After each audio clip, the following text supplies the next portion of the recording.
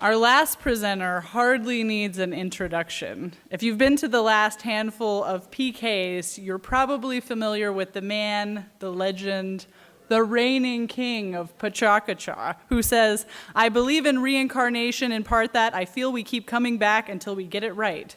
I would like to get it right this trip. I don't want to come back here again. I would love to move on to the next level."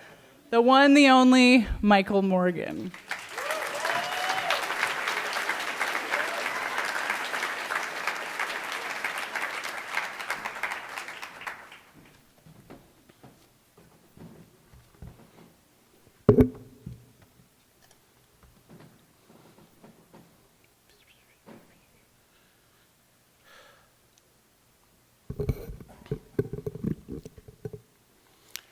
Fade in.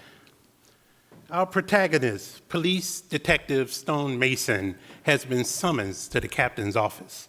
He strides purposely toward the corner office door, but he looks like a man who's walking toward the gas chambers. He's heard this speech before. His fellow officers, Murphy, Kowalski, Morales, nod and look at him with smirks of condolences.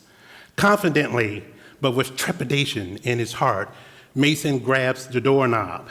He's bracing himself for yet another expletive-filled, spit-flinging, manhood-belittling threat of being fired tirade from his black captain, "Oh, Captain, my Captain."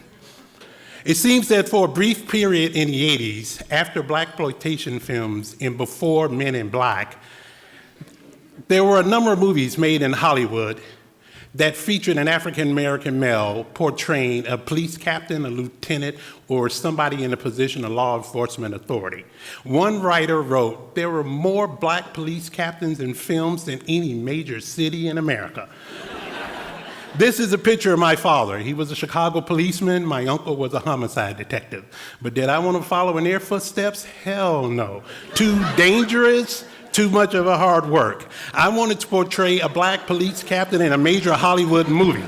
Now, given the fact that the majority of stereotyped blacks were bumped off in the first 15 minutes of a movie, those odds were completely staggering. But I still wanted to pursue this goal. So the year was around 1976. Here I am, high school graduation. I know you wish you looked that good at that age. But back then, the brothers did to their hair what architects did to skyscrapers. They aspired to go higher. But it was also right around this time when I met a man who had changed my life forever. His name was Captain Harold C. Doby, and he was played by Bernie Hilton in the TV series Starsky and Hutch. This man was behind a desk with a shirt and tie, screaming and barking out orders. That was a job for me. He wasn't being chased down an alley by some pimp or eaten by a giant squid. The man had a job. So this was my goal. So a brief history of black captains. You got to realize, in real life, a police captain is assigned to geographical areas. He has special divisions, homicide, narcotics, vice. He works extremely long hours and is underpaid. A police captain in a Hollywood movie, why, he's in the first 15 minutes of the film, screams and yells for 2 minutes, picks up his check and goes home. This is Frank McRae from the 1982 film 48 Hours. He's a true pioneer in the history of black males in cinema so far as black captains. His 2-minute tirade on Nick Nolte's character in 48 Hours was classic. His poetic justice with profanity, the man should have got an Academy Award. Anyway, this is Gilbert Hill. He played Douglas Todd in all 3 of the Beverly Hills Cops movies, the Eddie Murphy movies. Hill here was also a true detective for Detroit Police Department, and he also was a councilman. But no tribute would be complete without a salute to Mr. Yaphet Kotto, one of our greatest American actors.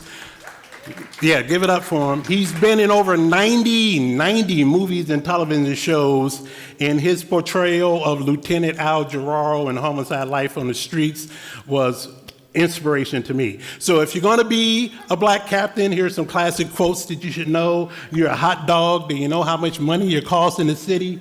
And also you should understand that Denzel Washington and Morgan Freeman has also done their share of black captains in cinema. I love some of these. So this is Chi McBride from the 2002 spoof Undercover Brother. He was simply known as the Chief. What's cool about this is if you look behind him, he has pictures of other black captains from other films. It's director Malcolm D. Lee's tribute, sort of a wink to the past. And then there was 2002, The Wire, which featured not one, but 3 to 4 black captains. I thought I died and went to heaven. Now, granted, 80% of the cast was black, had nothing to do with it. But anyway, like they said in the movie, it's all in the game, yo. So here we are, full circle, back to the inspiration that got me started on this track of being a black captain. Starsky and Hutch was made into a movie with NFL star Fred Williamson playing Captain Dobie. Now, the odd thing about that is it's always weird to me that professional athletes could become actors. But you ever seen James Earl Jones being a lineman? It's just not fair. So, getting to me, I was in a play at a local theater at the station, musical comedy Murders of 1940. There I am playing an undercover cop. I'm the black guy in the black suit. This was a movie I did for a local director, Mike Trappetti. It was called Bucky McSneed. It was the only slasher film that was done completely in rhyme. Bucky had called me on the phone and says, I know what you're doing, and it's what you should, but you can't catch me. And that's me saying, damn it, he's good. This was another film I did for Mike Trappetti called Amber Rose, and it was done, I think, in 2010. And the sad part about this is, if you look at it, I'm really beginning to look like one of these guys. So, if there's any Hollywood producers out there watching, this is my audition tape. Yes, Mason, come in, sit down. How long have you been with the department, Mason? What, 12, 13 years? And in those 12, 13 years, you've had what, 14 partners? All of them either dead or in some loony bin cutting up paper dolls. You're a menace, Mason. You're a loose cannon, and I'm tired of your hot dog antics. You know how much this last project of yours, this stupid stunt, cost this department? Cost more money than the New York Day Parade. I got the mayor, the deputy chief, and the media all crawling up my... But, Mason, don't you walk out on me. You walk out of here, that badge better hit the floor. You hear me, Mason? God damn it, Mason!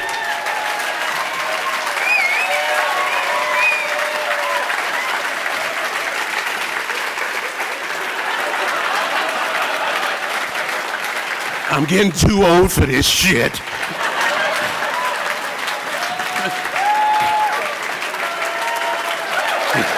Thank you. I would like to thank Mr. Jim McFarland for helping me write that bit. Jim, take a bow. He was my writer. Thanks, Jim.